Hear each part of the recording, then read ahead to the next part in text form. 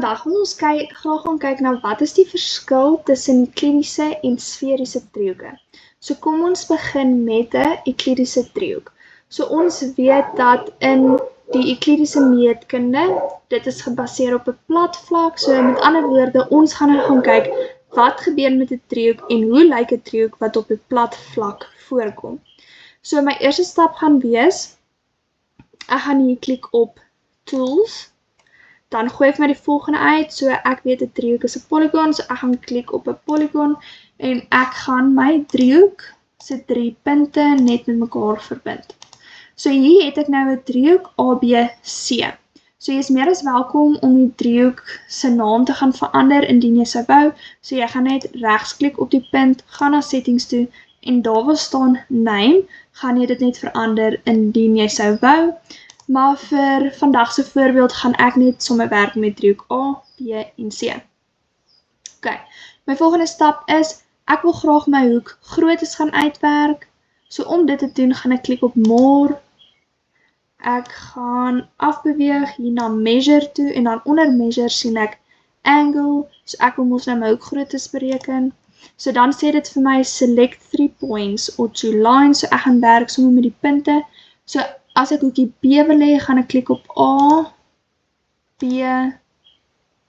C, dan gooi hy vir my B uit. Nou wil ek hoekie C hê, dan gaan ek klik op A, op B, C, A, en dan gooi hy vir my hoekie C se grootte uit.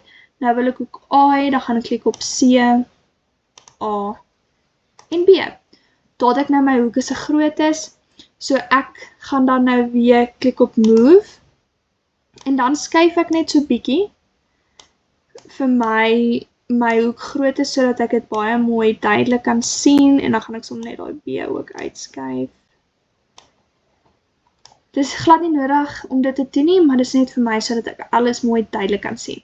OK, nou het ek die groottes van my hoeke. So kom ons gaan kyk wat is dan nou die som van die binnehoeke van 'n driehoek op 'n plat vlak. So ek gaan dan hier na my calculator toe. Ek klik op hom, ek gaan beïnput, want ek wil iets daar invoeg. En ek wil nou hierdie hoeke bymekaar gaan tel, so dis die som van die binnehoeke. So dan klik ek tik klein s is gelyk aan. Sien jy hierso, gooi hy vir my hoek grootes uit. Hy het hulle klaar self sommer gaan benoem. So ek moet dit daar intik. So ek wil gaan wees alfa plus beta is gelyk aan. OK, so wat gooi hy vir my uit? Hy sê dat die binnehoeke van hierdie driehoek is gelyk aan 180 grade. So kom ons gaan kyk wat gebeur indien ek my hoekgrootes verander. OK, tot ek my driehoekie verander, kan jy sien hierso, die hoekgrootes het verander, maar wat bly konstant? Die som van my binnehoeke bly konstant. Kom ons gaan verander om weer. OK, tot my hoeke se groottes weer verander en wat sien ons bly dieselfde? Die som van my binnehoeke.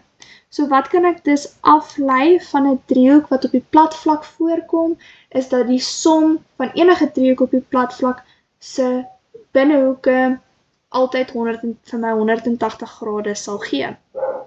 OK, nou het ek klaar my binnehoeke gedoen. Volgende kan ek weer gaan na Tools toe. Ek wil nou graag die lengtes van my sye gaan bepaal. So om dit te doen, gaan ek weer na Measure en dan onder Measure klik ek op Distance or Length. So daai sê hulle vir my dus in sentimeter. So ek gaan nou select 2 points. OK, so ek wil die lengte van A, B weet, daar gooi hom vir my uit. Nou soek ek die lengte van AC en dan nou die lengte van BC. OK, tot hy vir my lengtes uitgegooi. So wat is belangrik om te onthou van die sye van 'n driehoek op die plat vlak is dat die sye is reguit lyne. In hierdie reguit lyne sal dan die kortste pad tussen 2 punte wees en dit word gemeet in 'n lengte eenheid. So in hierdie geval het hulle dit vir my in sentimeter gegee, maar jy kan dit byvoorbeeld ook in millimeter, meter of kilometer meet. En dan indien jy nie GeoGebra het wat dit reeds vir jou uitwerk nie, kan jy die afstandsformule gebruik om die lengtes te bepaal. Okay. Die volgende ding wat ons ook van 'n driehoek kan bepaal op die platvlak is ons kan sy oppervlakte gaan uitwerk. So GeoGebra is so wonderlik, hy gee reeds vir my ook die opsie, hierdie een wat area, so area werk ook vir my die oppervlakte uit. So ek kan net klik op hom en dan sê hy net vir my select polygon, so ek wil weet wat is die oppervlakte van hierdie driehoek, ek klik op hom en daar gee hy vir my wat is die oppervlakte van driehoek ABC. So wat is belangrik om te onthou van oppervlakte? So oppervlakte word gemeet in vierkante eenhede, okay? En dan sy formule sal wees 'n half mal basis maal loodregte hoogte indien jy dit self wil gaan uitwerk. So belangrik om dan nou ook te onthou is, as ek my driehoek groter maak, soos byvoorbeeld om hom te verdubbel of te verdriedubbel, sal die oppervlakte ook in die verhouding van die lengtes van die sye toeneem. So dit is dus 'n lineêre verhouding, okay? Wat beteken, indien die een toeneem, sal die ander een ook toeneem. So kom ons maak die sye lengtes. Net weer op move klik. Okay, dan maak ek my sy lengtes langer en daar kan ek sien, my oppervlakte het toegeneem. Maak ek my, skryf ek punt B, sorry. Nou maak ek my